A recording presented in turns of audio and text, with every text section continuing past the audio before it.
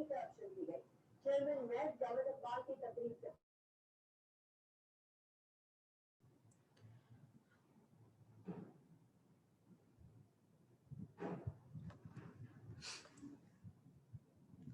First of all कुछ hereditary conditions होती हैं कि जिनमें ओरल स्क्वेमस सेल कार्सिनोमा ज्यादा फ्रीक्वेंट होता है, ठीक है. There are certain hereditary condition in which there is a higher frequency of oral squamous cell carcinoma.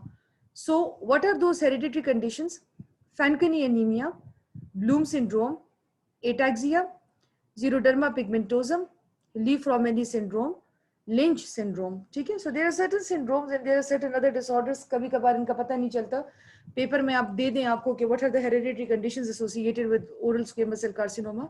So therefore, चूंकि ये different books में दिया हुआ है, so I just recollected them and वो मैंने आपको बता दिया ताकि आप लोगों के लिए आसान हो जाए. एक और कॉन्सेप्ट जो स्क्वेमस सेल कार्सिनोमा में जब हम लोग लेते हैं, हम लोग ये कहते हैं कि oral squamous cell carcinoma, you know कि इट्स कार्सिनोमा है, मैलिग्नेंसी है. ठीक है. किस जगह की मैलिग्नेंसी है? एपिथेलियम की मैलिग्नेंसी है. अब इसमें बात ये है कि आपका मैलिग्नेंसी से अब बातें रिसर्च और इन सब चीजों की वजह से बहुत आगे चली गई हैं. ठीक है. सो दो कॉन्सेप्ट है जो मैं यहाँ पे आपके क्लियर करना चाहती हूँ. The first is second field tumour and the second is second primary tumour. ठीक है. आजकल कॉन्सेप्ट चेंज हो गया है. ठीक है. आज के लिए लोग कहते हैं कि आपको जो मैलिग्नेंसी नजर आती है, ठीक है, विद द नेकेड आई, आपको अगर कोई मैलिग्नेंसी नजर आ रही है, माइक्रोस्कोपिक जो इन्वेजन होती है वो उससे कहीं आगे होती है, वो उससे कहीं ज्यादा होती है. ठीक है. तो now they use the term of field cancerization. मतलब आपकी जो ओरल कैविटी है, if you consider it as a field, तो कैंसराइजेशन जो आपको जितना नजर आ रहा है उससे बहुत आगे तक होता है. ठीक है. और वो बहुत डीपर भी होता है. सो देयरफॉर रिकरेंस जो होती है, ठीक है, तो रिकरेंस में दो चीजें होती हैं. ठीक है. एक होती है आपकी सेकंड फील्ड ट्यूमर होती है और एक सेकंड प्राइमरी ट्यूमर होता है. ठीक है. सेकंड फील्ड ट्यूमर का मतलब ये कि ओरिजिनली फॉर एग्जांपल लिप में एक खास जगह पे स्क्वेमस सेल कार्सिनोमा था, तो second field tumour will be more than 2 centimetre away from the original lesion. ठीक है. जहां पे ओरिजिनल लीजन था वहां से 2 सेंटीमीटर अब अवे ट्यूमर आ रहा है. This is known as second field tumour. मतलब पूरी ओरल कैविटी को अगर आप एक फील्ड कंसिडर करें तो अब जो स्क्वेमस सेल कार्सिनोमा है वो अब उस फील्ड से थोड़ा आगे जाके हो रहा है. And another is second primary tumour. ठीक है. सेकंड प्राइमरी ट्यूमर में टाइम ड्यूरेशन का गैप है. सो फील्ड ट्यूमर में डिस्टेंस की बात है और primary tumour, second primary tumour में आपकी ईयर्स की बात है.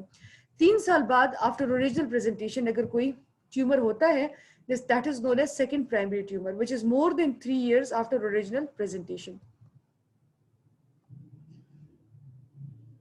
TNM staging, you should read it from books, widely available है books में. ठीक है. TNM staging की कुछ shortcomings हैं. ठीक है. So TNM में basically 3 चीजें हैं. ट्यूमर साइज है, नोडल स्टेज है एंड मेटास्टेसिस है. लेकिन what are the disadvantages of TNM? ठीक है. TNM में डेप्थ ऑफ इन्वेजन की बात नहीं होती. ठीक है. We talk about tumour size, हम साइज की बात करते हैं लेकिन डेप्थ की बात हम लोग नहीं करते, डेप्थ ऑफ इन्वेजन की बात नहीं करते. एक्स्ट्रा कैप्सुलर स्प्रेड, जो नोड्स में एक्स्ट्रा कैप्सुलर स्प्रेड होता है वो इंक्लूडेड नहीं होता. TNM staging की shortcomings, depth of invasion is ignored, the extra capsular spread is not included. आजकल HPV स्टेटस के ऊपर बहुत बात हो रही है because you know that human papilloma virus की बहुत सारी टाइप्स हैं. उसमें से कुछ टाइप्स ऐसी हैं, डज एनीवन नो कि कौन कौन सी टाइप्स है जिसमें ओरल स्क्वेमस सेल कार्सिनोमा का चांस ज्यादा होता है?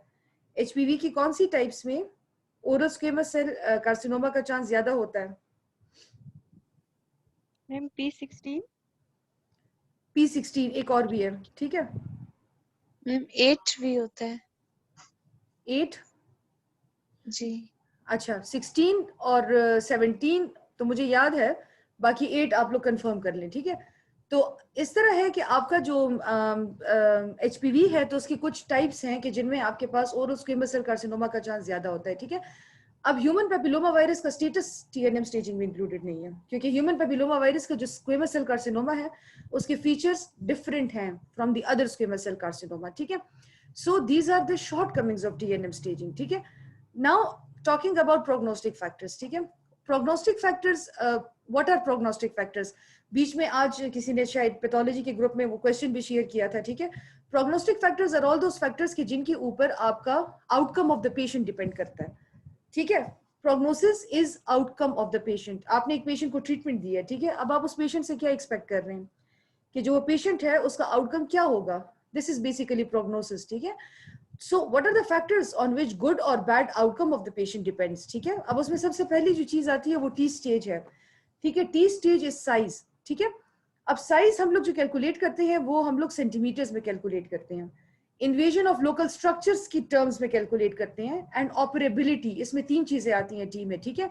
टी में आपका सेंटीमीटर्स में जो ग्रेटेस्ट डायमेंशन है ट्यूमर का, जो आपको नेकेड आई पे नजर आ रहा है, वो आता है कितने लोकल स्ट्रक्चर्स को उसने इन्वेट किया। एक बड़ा फेमस क्वेश्चन होता है एग्जामिनर्स का, अगर आपका कोई वाइवा में शॉर्ट केस या लॉन्ग केस में कोई पेशेंट बैठा हुआ हो जिसमें स्क्वेमस सेल कार्सिनोमा है, तो they will definitely ask you this, what is the stage of this lesion. वो यकीनन उसने या स्किन को इन्वॉल्व किया होगा, या क्योंकि अक्सर हमारे पास जो presentations oral squamous cell carcinoma की आती हैं वो उस सेट तक मतलब लिमिटेड नहीं होती, ठीक है।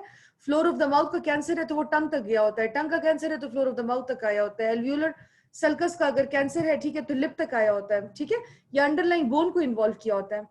दिस मीन्स दैट ऑटोमेटिकली आपका जो ट्यूमर होता है वो स्टेज 4 में कन्वर्ट हो जाता है, ठीक है। सो